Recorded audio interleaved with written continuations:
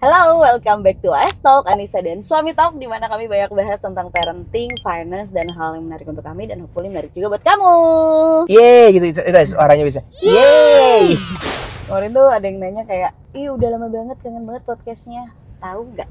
Aku belum promoin lagi si podcast ini sama sekali. Ini kayak ini udah episode keempat kayaknya ya di YouTube. 3 ya? Ini 4 ya? 4 deh. 4 apa 3 ya? Tapi kayak belum pernah aku bilang bahwa ada lagi si podcastnya gitu. Dan tidak berencana dulu untuk ditaruh di Spotify. Kenapa? Karena biar kamu subscribe dan nonton YouTube aku. YouTube, oke. Ayo bantu aku 100.000 subscriber. Yes, dan topiknya dibikinin Abel lagi-lagi. Ini adalah topik yang kalau aku bikinin reelsnya itu suka berjuta-juta views. Bahkan cuman kita di mobil terus ngomongin ini aja. Itu tuh rame banget, yaitu switching career. Yeay gitu. Yeay. Menurut kamu switching career ini apakah merupakan sebuah keputusan terbesar dalam hidup? Switch. Kalau misalnya ngomong keputusan terbesar buat aku yang pertama itu adalah pindah dari lulus kuliah menjadi kerja di situ. Aku pikir mau bilang menikahi aku. Menikah dengan kamu 2. Menikah denganmu. Terus? Oke. Jadi itu bagaimana hal-hal yang memang harus aku kerjain sendiri gitu kan. Biasanya aku dipilihin sama orang tua. Even kalau udah lulus kuliah, aku nggak bisa nanya sama ibu aku atau bapakku, aku kerja di mana. Duh, mereka juga nggak tahu kuliah apa. Ya hal-hal yang memang harus aku ambil keputusan yang sendiri itu paling besar. Jadi buat aku ngambil keputusan sendiri itu tuh besar banget sih. Tapi si resign-nya sih aku yang mengambilkan ya. Ya sebenarnya kalau itu kan kita ngobrol banyak hal ya sebelum kita. Sebenarnya No, kalau resign kamu harus bilang aku yang nyuruh kamu resign. Oh iya. Aku nggak resign sebenarnya. Ya kamu resign tuh sebenarnya itu kan ujungnya ya aku resign. Tapi kan sebelumnya kita banyak obrolan bahwa aku percaya sama kamu percaya sama aku ya. Nggak bisa prosesnya. Ada prosesnya. Nggak bisa kamu bilang bahwa itu karena kamu ngambil keputusan, iya. Tapi sebenarnya ada kepercayaan loh sama kamu sama aku. Iya, kamu benar. bisa lihat kemampuan aku apa. Kayaknya abis resign juga aku tahu kamu bisa tetap mengekspresikan diri, berkarya gitu. Kan sebenarnya di belakangnya itu tuh luas banget. Kalau yang aku sendiri sih keputusan ini besar banget karena aku percaya ada yang ngurusin uangnya di sebelah sini ya. Ada daruratnya udah lengkap banget gitu. Bayangin kalau misalnya orang mau switching karir tapi nggak ada di belakangnya tuh ada rencana-rencana baiknya. Karena gitu. kalau pengen mah pengen banget Iya dari sih. dulu juga ya. Dulu ya. Kayak pengen banget gitu dan kayak pengen punya usaha sendiri tuh pengen banget dari dulu tuh banyak teorinya, tapi kan backup finansialnya juga belum cukup gitu, jadi nggak punya cukup keberanian juga gitu. Saya tadi juga kan aku bilang bukan hanya uang tapi kita tuh mau ngapainnya juga kan harus jelas ya. Iya benar. Misalnya dan mau apakah bisnis. sih ngapain itunya works?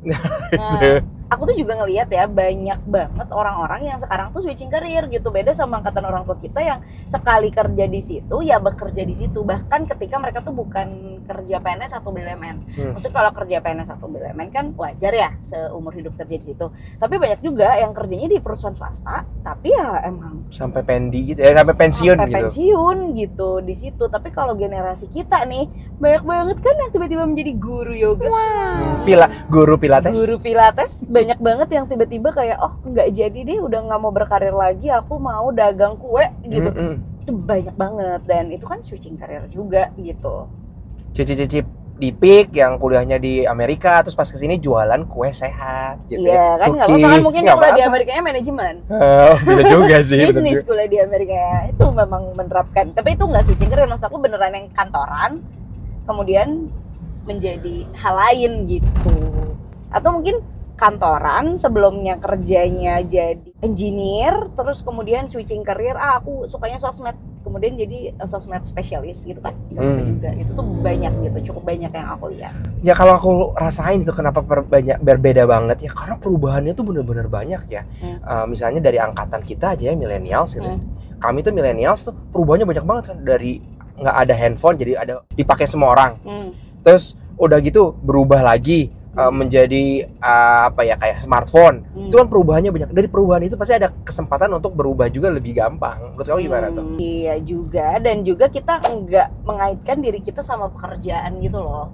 Kayaknya kalau orang-orang zaman dulu tuh kayak kerja di mana, wah keren ya gitu, wah membanggakan gitu punya pekerjaan yang bagus. Tapi kalau di generasi kita don't mind sih ada teman kita misalnya yang dagang bakso gitu kan, kayak nggak apa-apa. Kayak lebih open minded ya kita. Iya, kita kayak lebih nggak apa-apa, terserah dia aja. Tapi kebayang nggak sih orang kantoran terus terus jualan bakso itu sama orang tua kita di mulutnya kayak iya itu dia kerja kantor kan malah jadi tukang bakso doang gitu. Iya susah kulit padahal nggak tahu ya jual bakso untungnya mungkin banyak banget ya. Nah kalau kita kan sekarang kayak nggak apa-apa teman kita tiba-tiba mau jualan siomay terserah dia aja gitu kan, nggak mempedulikan status pekerjaan orang lain selama dia bertanggung jawab sama hidupnya aja gitu. Sama yang kemarin aku dengar cerita kamu yang orang sebelumnya kerjanya apa terus dia tenda kerja kantoran terus gajinya katanya udah 41 juta. Terus dia balik lagi ke kampungnya. 41 juta bulanan kan? Per bulan dong ya, bukan per tahun ya. Jadi ada tulisannya 41 juta per bulan. Ini kerjaan aku sekarang. Tukang bersihin tenda. Iya itu aku kayak. Jadi jasa ngebersihin tenda kalau mencuci tenda. Kalau orang habis camping, kan kotor banget tuh biasanya. Nah dia kerjanya itu kayak menurut aku ya pas aku dengar cerita ini dari kamu ya, itu something yang emang ada orang nyuci tenda gitu kan, karena kita nggak camping ya, kita tidak lekat dengan dunia pergunungan, kita jadi nggak tahu gitu bahwa tenda itu harus dicuci dan mungkin banyak banget orang nyuci tenda. Oke. Dan jokesnya tuh adalah plot twistnya adalah dan ternyata laku banget ya, capek ternyata ya usaha ini, terus di bawahnya tetap kalau mau nyuci tenda pilih ke aku jasanya gitu. Lucu banget ya. lucu karena hal-hal yang kita nggak tahu bukan berarti nggak laku gitu ya. Kita nggak tahu, iya benar. Iya, kayak kemarin aku ada podcast kan sama temen aku, sama Mbak Mion tentang affiliate. Nah, terus naik sebelum ini apa sesudah ini nih? Setelah ini ya podcastnya. Itu tuh ternyata kayak laku banget ya, jualan cincin. Siapa gitu yang kayak aku jual cincin terus ternyata orang beli gitu, jual ember. Ember? Apa kita nggak datang aja ke Asko beli ember gitu? Ada nggak sih Asko ember? Kayak kok nggak kepikiran gitu sama aku. Tapi hal-hal yang nggak kepikiran, kita hanya perlu open minded aja gitu untuk menyadari bahwa itu bisa jadi uang gitu. Yang dia apa yang pas aku dengar juga dia jual dari powerbank dapat berapa puluh juta gitu kan. Emang powerbank banyak banget orang yang butuh powerbank gitu kan. Tapi ini nyambung banget sama topiknya, karena topik sama Mbak Asmara itu juga tentang switching career. Bagaimana dia yang posisi terakhirnya adalah editor in chief sosial media Netflix Indonesia. Bayangin Netflix loh ya. Jadi kalau kamu lihat Instagram yang lucu-lucu tuh, itu yang bikin pertamanya dia tuh. Itu timnya dia gitu. Kayak tuh sekarang ada legasinya dia gitu sampai sekarang tuh. Dan sekarang menjadi afiliator di TikTok yang orang tuh nganggap itu low life banget gitu kan. Apain sih alay gitu. Bodoh amat, yang penting jadi uang. Nah itu yang, dan aku juga jadi tidak melihat dia les gitu loh. Aku melihat dia keren banget malahan ya kan. Dan ternyata banyak orang yang malah merendahkan kayak ngapain sih lo, kayak get real job gitu. It is real job. Jadi ya selama kita fokusnya adalah mencari uang untuk penghidupan, kayaknya switching career nggak apa-apa selama itu proven. Karena menurut aku ya, yang tersusah dari switching career adalah satu, ada orang yang takut banget. Kayak kamu kan emang kamu lagi anxiety disorder ya waktu itu ya, takut banget untuk resign dan mau mulai sesuatu yang baru, itu wajar gitu. Kayaknya banyak orang yang maksudnya kalau nggak anxiety disorder juga takut lah. Pasti ada anxious-nya. Tapi ada juga nih another extreme side, di mana orang yang nekat gitu, yang kayak terserah lah pokoknya aku udah nggak mau lagi kerja kayak gini, aku akan resign. Aku akan meninggalkan dunia pekerjaan ini. Iya, pokoknya aku padahal nggak perlu dapat uang juga gitu. Dan itu kan mengkhawatirkan ya menurut aku, karena yang namanya manusia dewasa apalagi punya keluarga ya harus punya penghasilan gitu, apalagi kamu ada tanggungan, nggak bisa seenak-enaknya oke aku resign karena aku tidak suka lagi gitu. Ya aku kayak gitu, tapi pada saat aku belum berkeluarga gitu kan. Iya banyak banget yang harus tanggung jawabnya kan lebih banyak lagi ya kalau udah berkeluarga itu. Jadi misalnya wajar nggak sih menurut kamu ada orang yang pengen switching career atau kayak resign karena lingkungan kerja toksik atau atasan yang nggak suportif atau beban kerjanya dianggap nggak masuk akal gitu, kayak terserah aku mau resign aja. Boleh kalau rasa ingin itu. Keinginannya ada boleh banget. Aku pengen resign, boleh sayang, boleh sayangku. Tapi adalah dari tadi yang kita awal bilang bahwa udah siap belum secara mental, secara finansial ya. Terus kamu juga siap nggak secara plannya gitu. Bukan hanya maunya aja, plannya udah ada. Plan aku udah aja, mentalnya udah. Nah daruratnya nih belum sih, karena ketika kamu pindah switch karir kan itu kita katakan dari awal lagi. Mungkin karir kamu sekarang udah kamu bangun 10 tahun. Gajinya segini. bayangin kamu dari awal lagi, ya kamu bayangin tuh 10 tahun yang lalu kamu gaji juga nggak segitu. Tapi gimana ya, at least itu kayak kalau bahasa Inggrisnya tuh lights on gitu. Jadi bisa bayar listrik, makan gitu, yang bayar anak sekolah gitu. Nggak nabung dulu nggak apa-apa, tapi yang penting kebayar dulu tuh hariannya itu, bisa nggak kayak gitu? Mungkin kecuali kalau kekerasan seksual ya. Kayak kekerasan dalam rumah tangga gitu. Bukan gara-gara aku tadi kemarin baru posting tentang pelecehan di kantor, itu ada beberapa orang yang akhirnya aku resign Kak karena nggak kuat gitu. Jadi atasannya tuh harassment gitu ke dia. Jadi akhirnya resign, sampai ada yang diikutin pulang ke rumah. Itu emang serem banget sih ya kalau itu ya. Tapi menurut aku kalau beban kerja atau toxic, ya udah deh pakai headset aja, udah yang penting kerja, yang penting gajian. Dan in the meantime kamu bikin rencana gitu, bukan yang kayak mengutuk kehidupan kantormu tapi juga tidak bikin exit plan-nya. Kayak yang tidak aku sadari adalah ternyata konten menjadi exit plan aku gitu. Padahal aku sebelumnya nggak pernah pikiran loh mau full time konten, tapi ternyata dihadapkan pada pandemi, anak suada di rumah, harus ke kantor, wah untung aku ada konten nih. Itu secara tidak sadar menjadi exit plan aku. Ya jadi kayak waktu itu aku pernah share juga tentang warteg yang deket rumah aku waktu aku kecil ya. Aku tanya, kamu punya warteg berapa sih? Bapak kamu punya warteg 3. Satu tuh nggak untung lah katanya. Kenapa harus 3? Kata yang pertama, keuntungan pertama untuk ngebenerin kalau ada rusak-rusak tuh. Rusak pintu, harus perbaikan. Itu dari keuntungan dari warteg pertama. Warteg kedua untuk bayar pegawai. Keuntungan warteg 3 itu emang kita akan nikmatin. Jadi dia ada 3 lines income-nya tuh ya, income stream itu ada 3. Nah mungkin kamu juga kalau sekarang mau ada switch karir lain, coba deh income streamnya tambah dulu, jangan 1 banget gitu, tambah jadi 2 dulu deh sebelum jadi 3. Dan atau income stream ini bisa juga dari suami istri. Iya kan? Kayak sebenarnya pas aku yang resign, aku menganggap income stream aku ada dari konten. Tapi saat kamu yang resign, backup income streamnya adalah aku, yang mana aku juga sudah berkarir gitu. Nah itu menurut aku jadinya ini mah menurut aku akan sangat berat kalau kamu laki-laki dan kamu melarang istri kamu kerja atau berpenghasilan karena kamu ngerasa kayak akulah yang harus selalu provide untuk keluarga ini gitu. Once kamu kenapa, backup plan-nya apa? Iya, gitu. Collapse ya. Nah, collapse kecuali kamu emang ada 2-3 penghasilan ya. Tapi kalau nggak bisa punya 2-3 penghasilan, bekerja sama suami istri bekerja tuh salah satu backup plan yang cukup oke menurut aku ya. In this economy again ya kan, kerja berdua kan lebih ringan dibandingkan kerja sendirian. Kamu tidak perlu menanggung itu sendirian. Iya. Yang menanggungnya tuh bukan tentang uangnya aja ya, tentang mentalnya ya. Bahwa aku harus bekerja terus, itu kan mental juga ya. Iya, aku harus provide terus gitu. Gak apa-apa kalau memang kamu tidak apa-apa, tapi kalau kamu mulai ngerasa gila gini amat jadi orang dewasa, iya mungkin sudah saatnya dibagi gitu. Dan bisa juga ngebaginya tuh nggak perlu full istri kamu jadi kerja kantoran juga, enggak, tapi kamu bikin backup plan sama-sama nih sama istri. Kayaknya aku nggak mau deh kerja kantoran selamanya, kita usaha apa ya berdua dari rumah menjadi couplepreneur supaya goalsnya adalah suaminya resign dan jadinya usaha berdua istri gitu. Itu juga bisa banget jadi couplepreneur banget guys. Backup plan.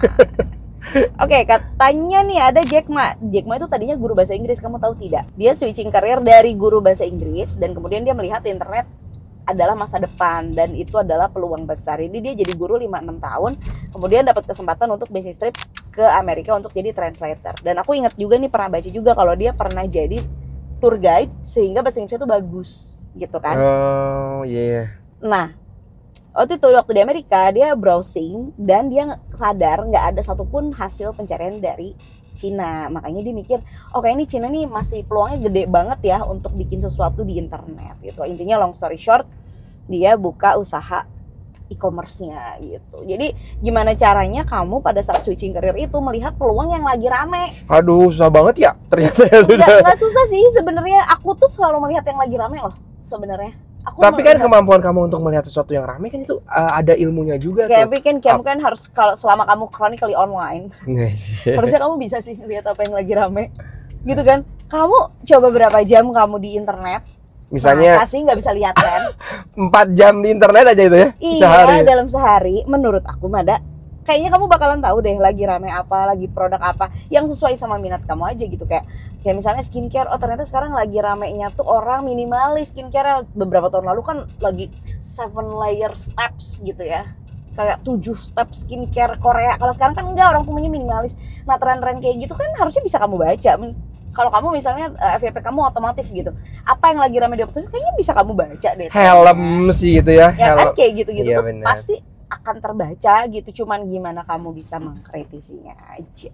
But again, bisa switching karir menurut aku juga privilege keluarga sih. Dari kerja biasa jadi pengen pindah ke BUMN, atau karena disuruh keluarga, atau udah kerja di BUMN pengen switching tapi nggak mau karena takut mempermalukan keluarga. Iya, ya kan? Mempermalu apa jenis pekerjaannya gitu ya? Enggak, maksudnya kayak udah keren-keren kerja di BUMN malah resign gitu. Nah itu. Tapi kemarin juga aku waktu temen aku di kantor ya, di kantor sebelumnya dia, kamu dari mana? Aku dari bank di BUMN. Oke nggak sih kamu pindah ke perusahaan ini gitu? Ya sebenarnya aku berantem banget sama ibu aku katanya, karena kenapa sih kamu meninggalkan BUMN yang udah milik pemerintah, salah satu bank terbesar di Indonesia gitu ya? Tapi kan ibu aku nggak tahu ya betapa beratnya kerjaan aku. Aku tuh bukan di bagian banknya gitu. Aku tuh di back endnya. Ini perempuan ya. Aku tuh harus bikin sistem nggak kuat banget. Aku harus pulang sekarang. Pergi sekarang kantor. Pulangnya tuh bisa 2 hari kemudian karena software apps-nya nggak naik atau apa. Ibu aku tuh nggak tahu itu bahwa beban mental aku tuh berat banget katanya. Jadi ya menurut aku sih jangan ngambil keputusan karena orang lain sih. Dan orang tua adalah orang lain. Itu poinnya. Dan karena kita sudah sampai, jadi kita closing aja ya. Aku yakin gak semua orang punya privilege besar untuk switching career ini. Tapi kalau kamu ada keinginan untuk switching career, satu yang pertama, bikin exit plan. Exit plan ini berupa backup penghasilan dan backup dana darurat. Jadi harus nabung sambil bikin usaha baru yang menghasilkan. Ini gak gampang karena semua orang pasti kayak, tapi aku udah capek banget Kak, aku punya balita, pulang kantor aja tuh aku udah capek banget. Semua orang capek, saya juga capek zaman dulu ya kan. Makanya aku pernah bikin postingan, coba deh dicek postingan aku zaman-zaman merintis jadi content creator dulu. Itu ya nge-save foto tuh jam 2 pagi, jam 3 pagi. Ya gimana, memang aku perlu uang ya, pasti jam tidur akan terganggu gitu. Muncul lagi, tapi nanti aku cranky Kak kalau aku nggak tidur. Memang cranky saya, berantem. Apakah Anda tidak butuh uang? Balik lagi, ya udah nggak apa-apa, cranky pun dijalani gitu. Seberat apapun nih dijalani karena emang belum financial freedom, emang butuh penghasilan. Kamu ada yang masih mau disampaikan? Oh itu aja sih, yang penting sih selalu support pasangan kamu ya, dengerin pasangannya karena mungkin ya dari obrolan-obrolan itu bisa jadi bisnis yang besar, atau mungkin kamu dapat kesempatan yang lebih besar lagi dari obrolan sama pasangan. Karena sayang sama pasangan dan sayang sama ibu tuh rezekinya banyak. Sama orang tua itu minta doa, bukan minta izin. Bye-bye. Bye.